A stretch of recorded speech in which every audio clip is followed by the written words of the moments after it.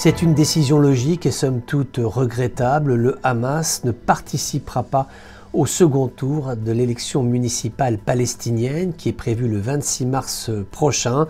Et décision somme toute logique puisqu'il n'avait pas participé au premier tour au motif qu'il voulait que soient organisés le même jour 3 scrutins municipaux, législatifs et présidentiels.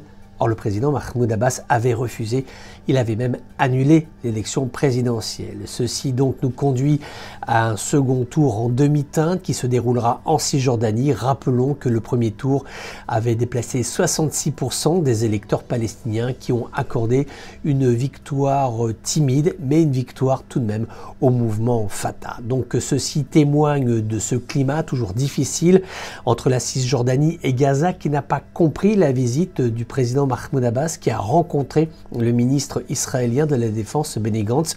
C'était à la fin du mois de décembre, non pas pour parler du processus de paix israélo-palestinien, mais pour parler d'argent, puisqu'aujourd'hui l'autorité palestinienne est en situation de quasi-banqueroute. Les donations, l'argent qui venait du monde arabe, autrefois cet argent ne vient plus aujourd'hui.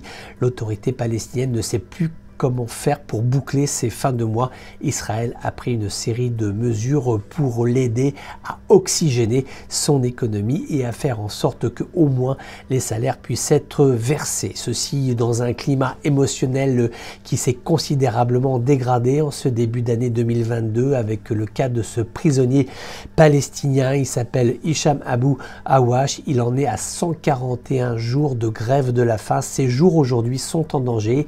Il est dans un état d'affaiblissement tout à fait significatif. Il a entamé cette grève de la faim parce qu'il ne sait toujours pas pourquoi il est emprisonné. Les autorités judiciaires israéliennes ne l'en ont pas informé. Donc c'est toujours le cas de ces prisonniers qui est connu, qui est récurrent, qui est même aussi ancien.